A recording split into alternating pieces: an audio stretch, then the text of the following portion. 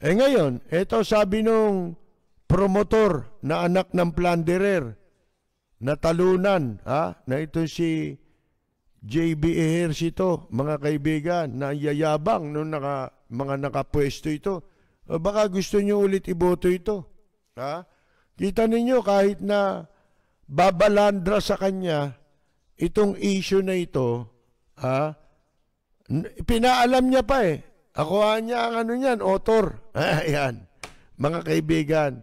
At ang sabi niya pa, yun daw mga magulang, nasasakay ng taxi, o kaya yung transport network vehicle, yung mga Grab, di ba? Para masiguro ang kaligtasan, dali na nila. Magdala sila ng sarili nilang car seats. Sipin mo wala kang sasakyan, bibili ka nun. Para lang minsan, paminsan-minsan, mailabas mo ang anak mo. Di ba? Maipasyal mo bata. Ako nga ngayon, naawa sa mga bata eh. Ang mga bata lalo na yung wala pang isip, siyempre, 1 taon na yan. O kung 1 taon yung bata nung magkaroon ng pandemic, 2 taon na ngayon yan, di ba? Ang iniisip ko, ito kaya mga batang ito, hindi kaya naisip nila yung loob ng bahay, labas at loob ng bahay mo, yun na yung daigdig. Di ba? Hindi nila alam na may daigdig pa pala. Di ba? Hindi na makapamasyal, makapunta sa palaruan, makita man lang yung, di ba? Yung normal na dapat makita ng bata. Di ba? Hindi mo na magawa yun eh. Ngayon nakakaawa nga. Tapos pabibilin mo, tinatiming nyo pa sa panahon ng pandemic. Walang walang pag-iisip eh. Tayo, nabuhay at nabuhay tayo nang wala yung car seat na yan eh. Mga kaibigan eh. Talagang ang aksidente. Hindi mo mapipigil yun. Ang nagtatakda niyan, hindi kayo eh. Di ba? Kung yan ang laging ikakatwiran ninyo, ang tanong natin ito hindi nyo masagot. Sagutin nyo rin to. Paano? Nagkaroon ng aksidente, may car seat. Nakaupo bata, meron siya sariling upuan. Namatay. Ano sasabihin nyo ngayon? Paano nyo sasagutin ngayon yun?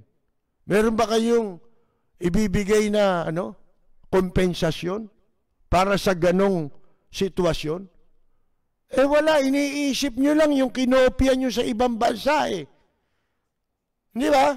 Yung study na ginawa sa ibang bansa, doon yung bagay sa kanila yun. Dito hindi bagay yan. Mga gago. Kulang na lang sabihin mo, hanggang yan. Hindi nagiging 13 anyos. Kailangan niya yung upuan na yan. May duration, 5 taon. Siguro dahil lalaki yung tao. Magmamanufacture sila ngayon ng mga kontrata na sila ng niyan. Nang gagawa niyang upuan na yan. Pati furniture business, papasukin na ng mga walang niya. Mga upholstery business, papasukin na nito. Siyempre, lalaki yung bata, kailangan mas malaki na yung upuan. Yun ang ibig sabihin doon, siguro. Di ba? Kaya, lalagyan ng duration. Halimbawa, bumili ka ngayon. Ang anak mo ngayon 2 taon. Pagdating ng 7 taon niya, panibago na namang car seat ang bibilin mo. Hindi mo na magagamit sa kanya yan. Ilan taon? 7 hanggang 12 anyos naman. Ba may sukat?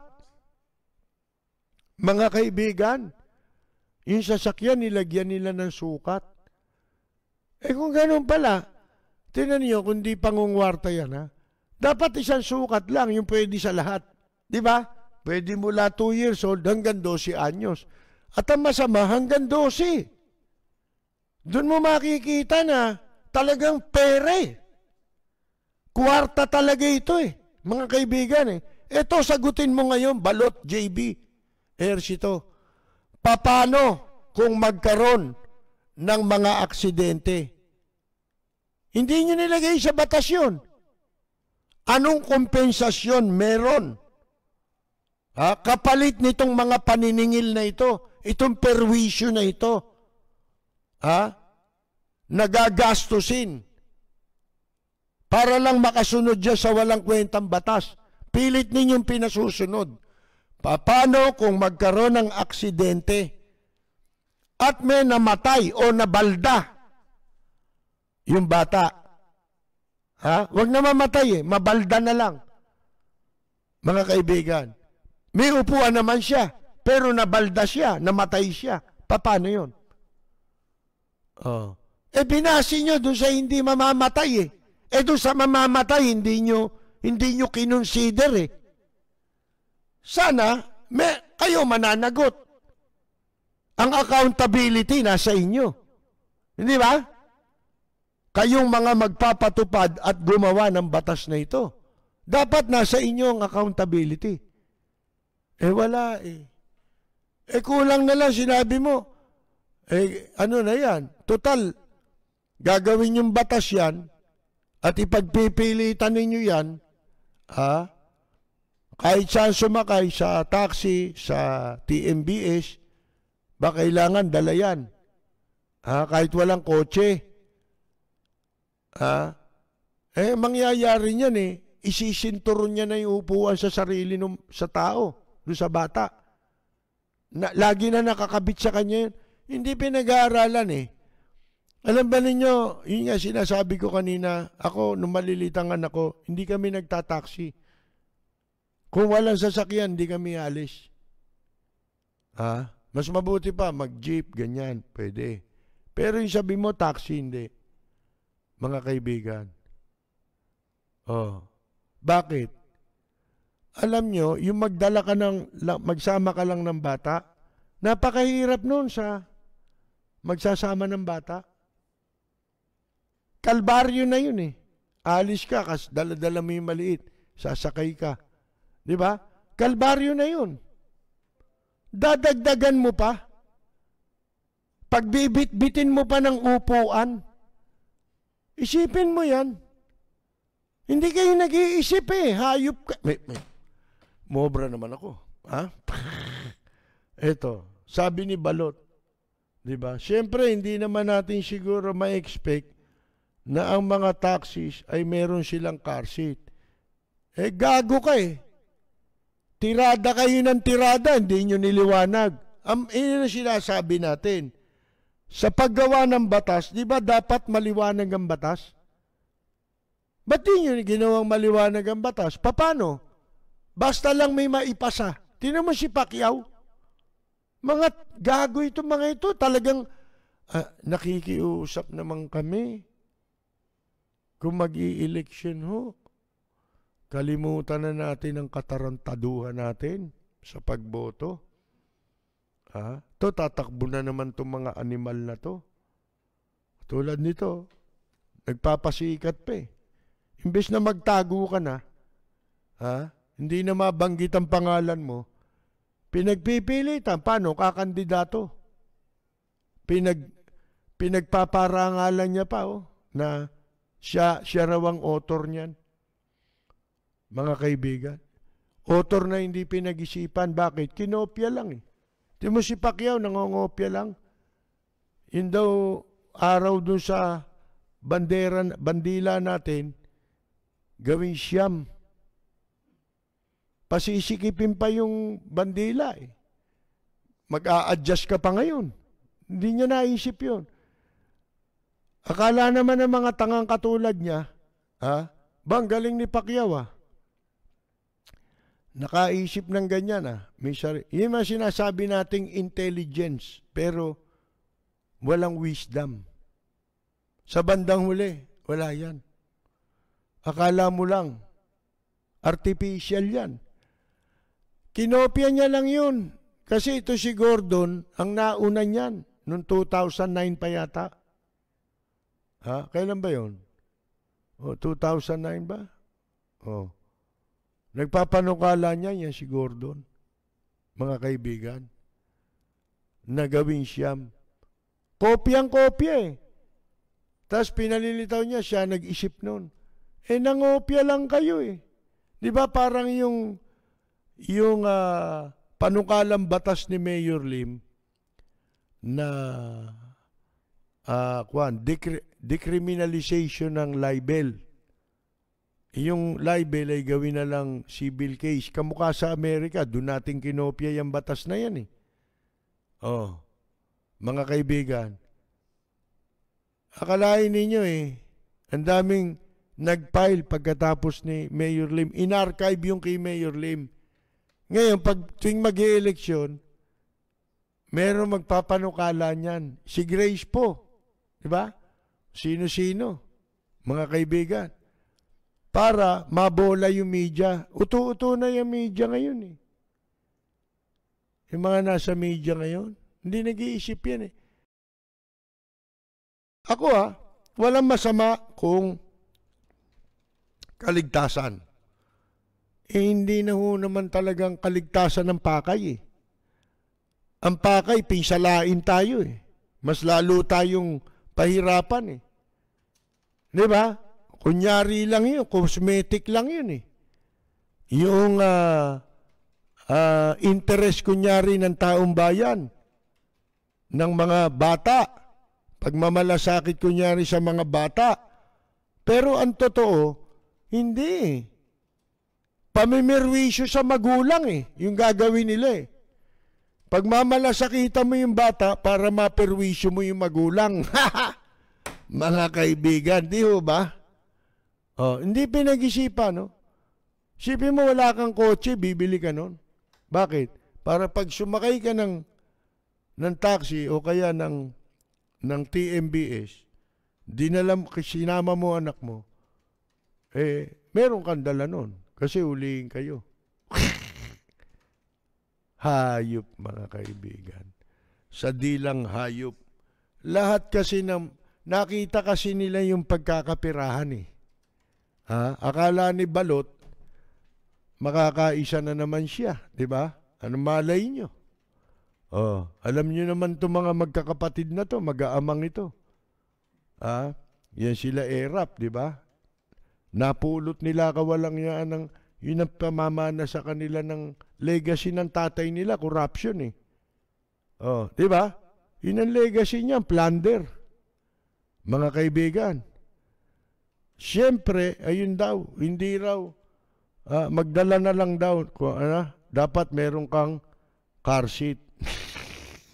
Mga kaibigan, siya pala ang principal author nitong kahayupang ito, mga kaibigan. Pinagmalaki pa niya eh. Pero yung taxis, yan, sabi niya, they are already equipped with seat belts. Yun daw mga taxi may seatbelt na. Isa pang batas na katarantaduhan yan eh. Si Tito Soto naman ang gumawa niyan. Diba? Sumakay ka ng jeep, walang seatbelt. Diba? Kalokohan eh. Gumagawa lang ng batas na may pinipili. Ang paggawa ng batas, dapat maliwanag. Walang pinipiling sektor. Ang batas ay para sa lahat yan. Hindi ka pwedeng gumawa ng batas na merong hindi kasali, may kasali. Ano yun? Parang sila, kasi gusto nila ganun ang batas eh. Pag sila ang lalabag sa protocol, pwede. Pagka pangkaraniwang mamamayan, napakababaw na violation, papatayin ka pa, kamukha nung sundalo, pinatay eh. Di ba? Pinagbabaril eh. Mga kaibigan, ayan ang sabi seatbelt daw. Nasusunod ba yung seatbelt? Di naman eh. Mga kaibigan, sana preferably meron na po yung parents na sasakay ng halimbawa Grab or taxi. Siguro narinig lang nitong hindoropot na to kagabi. Ha? Natatawa ako dyan sa magkakapatid na yan tsaka sa mag-aamang yan, mga kaibigan. Makapapil lang, kahit alam niyang negative itong batas na ito Pero pinagmamalaki niya ginigiit niya yung pagmumukha niya, mga kaibigan. Bakit? Kakandidato, di ba? Nagbibida ka pa, hindi ka na senador. Dapat ang magsalita ngayon itong mga nakapwesto, di ba? Ikaw, ano ka ni?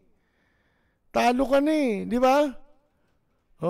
Ibig sabihin, gusto mo na namang makapanloko, di ba? Ito nakalagay, the price of child car seats which expires. May expiration after 5 years from date of manufacture. Ranges from 2,000 to 25,000. Wala namang gumagawa dito niyan Bigla na lang magkakaroon yan Di ba? Kasi bagong batas lang wala naman dati yan dito meron nga yung mga ukay-ukay, di ba? Galing Japan yung karamihan. Na marami na raw pumakyaw. Siguro yung mga magtatayo nitong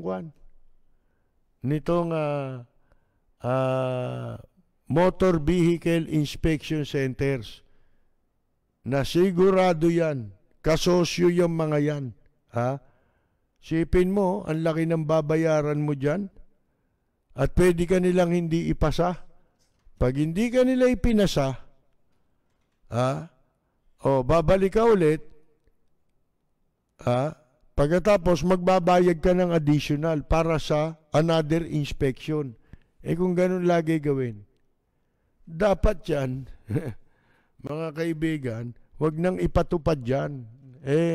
Hindi mangyayari kasi talagang desperadong makapagsamantala itong mga nasa administrasyon ngayon. Yan pa ang patunay na hindi na ang nagpapatakbo ng Pilipinas nakaupong presidente. Kanya-kanya Kanya-kanya. Yun yung sinasabi natin. Bahala kayo kung ano ipatupad nyo. Inappoint sila dyan. Gumawa kayo ng pera hanggang gusto nyo. Pag sumabit, doon na lang ako magsasalita. Kaya, paano silang hindi magsisip-sip? Yun ang dahilan pala, kaya nagsisipag-sipsipan. Di ba? Katulad sa military. Hindi pa nakakaisang araw ang retirement Inaalok na ng pwesto Bakit? Yun ang kondisyon Huwag nyo lang akong pababayaan. Kahit anong mangyari, kahit na palpak na itong gobyernong ito at gusto na akong palayasin ng taong bayan, wag lang kayo sasali. Wag kayong sasali. Pag nag-retire kayo, bibigyan ko kayo ng pwesto. Ipupwesto ko kayo lahat. Kaya hindi na nasusunod yung batas Halimbawa, nakita ninyo sa PNP. Yung PNP dati yan, 2 years. Pag 2 years ka na lang, hindi ka na pwede maging chief PNP.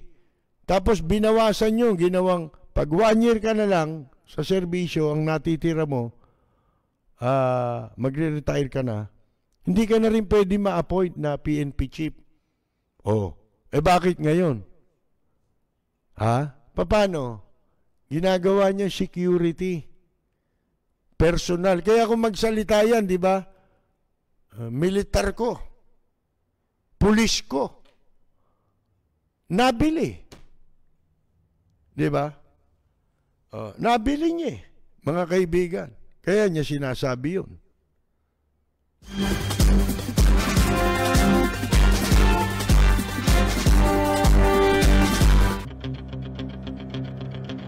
Walang preno kung bumatikos.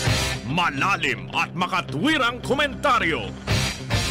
Mag-ingat ang mga politikong gumagawa ng kalokohan at baka kayo ay tamaan ng Rapid Fire! Na-interview raw po ito si Balot Ejercito. Nakisali na. Sasaw-saw ito kung ano yung popular eh. Alam naman ninyo, di ba, yung gago na LTO director, ano sabi?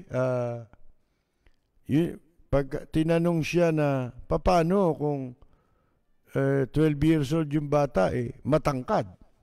Hindi sasayad na siya kasi mataas na yung upuan niya. Mataas yun eh. Anong sabi raw nito? Nakihalo siya. Sabi ni anak ng plunderer, common sense lang naman po. Dapat yun, attorney.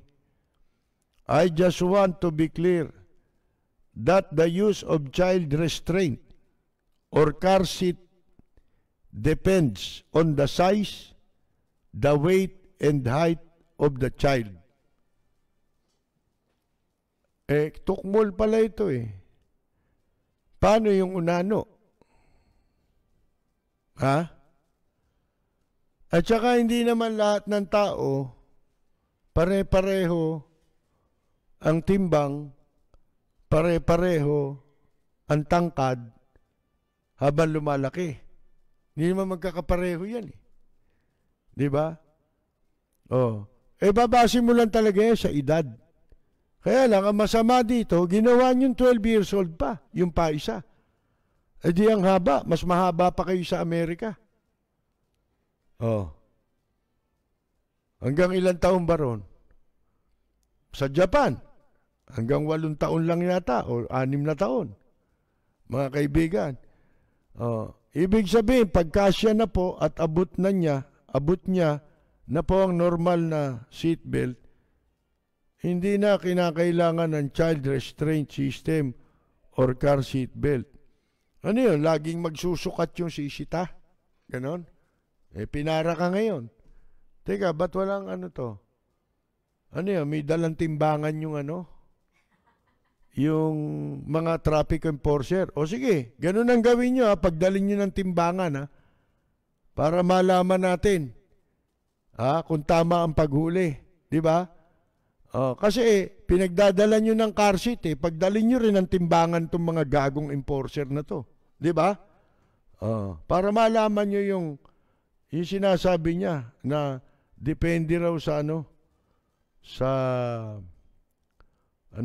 sa taas tsaka sa timbang, mga kaibigan. Pero ito'y ewan natin kung sa kabila na paiimbestigahan ito imbestiga. Pa-recall nyo yung batas, di ba? Yan ang pinakamagandang pwedeng gawin dyan. I-recall na lang yung batas. Walang kwenta yan eh. Hindi priority yan ngayon sa sitwasyon ng Pilipinas ngayon, sa kinakaharap na pandemya. Ninyo ipinatuto. Wala na ba kayo maisip? Ang dapat, di ba, nakatutok lang kayo dyan sa pandemya hanggang sa matulad tayo sa Taiwan, di ba? Maganda na. Sa New Zealand, di ba? Yun ang gayahin natin. Mga kaibigan, hindi yung ang iniisip ng lahat dito, paano ba tayo magkakapera? Gawa tayo ng batas na pagkakaperahan natin. Walang preno kung bumatikos. Malalim at makatwirang komentaryo. Mag-ingat ang mga politikong gumagawa ng kalokohan at baka kayo ay tamaan ng Rapid Fire!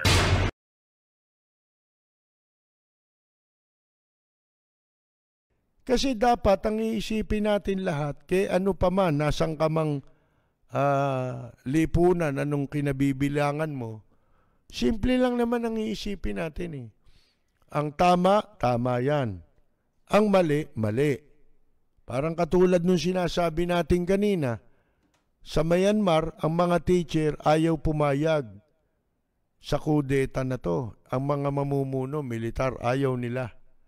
Gusto nila yung demokratikong, marami na yan, pero in-emphasize ngayon itong mga mga teacher. Nauna pa nga mga doktor, di ba? Mga professional na frontliners pa. Hindi kami papayag, sabi nila. Di ba? Sila nauna. Ngayon, sumali dito ba masama yung mga teacher? Puro sweldo inaangad niyan eh. Kailan ka nakarinig nag-rally teacher para sa kapakanan ng buong bansa, ng lahat? Yung pangkalahatan, di ba dapat kasama tayong lahat? Kaya mahirap yun. Dito kasi pag may nakinabang, tahimik na yun. Napaboran siya, isang sektor. Hindi pwede yun. Sa ibang bansa, hindi pwede yun. Ang kapakanan ng isa, kapakanan ng lahat. Otherwise, uutuin ka ng nakaupo. Kukunin niya ito. Lahat na nasa gobyerno, yan ang kinuha ngayon eh. Di ba? Yan ang binola niya eh. Yan ang magiging mass base lang nila eh. Alam nila, wala nang naniniwala sa kanila. Mga kaibigan, ano ginagamit na mass base niyan? Yung mga nasa gobyerno, yung mga empleyado ng gobyerno, kasi itong mga ito, ang iniisip lang niya mga nasa gobyerno, kapakanan lang nila. Hindi naman habang buhay, pati mga anak nila, nasa gobyerno. Ako, hindi ko pinapahintulutan sino man sa aking mga anak mapasama sa gobyerno. Hindi ho, mga kaibigan. Ito mga walang hiya eh. Yan ang ugali ng Pilipino. Kaya dito, tayo naman nagsisikap tayo, baka sakali. Hindi ba? Ito, kung ano-ano na dinanas natin ditong pahirap dito sa kasalukuyang administrasyon na to. Wala ka na makikita na sinundan nitong administrasyon na ganito kasama. Ito na yung pinakasukdulan. Simula nung nagkaroon ng administrasyon sa Pilipinas. Mga kaibigan, ito na yung pinakasalot. Salot na ito. Mga kaibigan. Tingnan nyo, makakapal ang mukha. Yan si Roque. Manigas daw lahat. Bakit? Akala mo pera nila yung, kung may proyekto man ng subway, nakalagay utang eh. Di magbabayad nun, taong bayan. Kayo ba magbabayad? Hindi naman eh. Ano yan, niregalo nyo sa Pilipino? Renaissance? Mga kaibigan, Renaissance man Pelikula yun Mga kaibigan, di ba? Daming siraulo ngayon. Dapat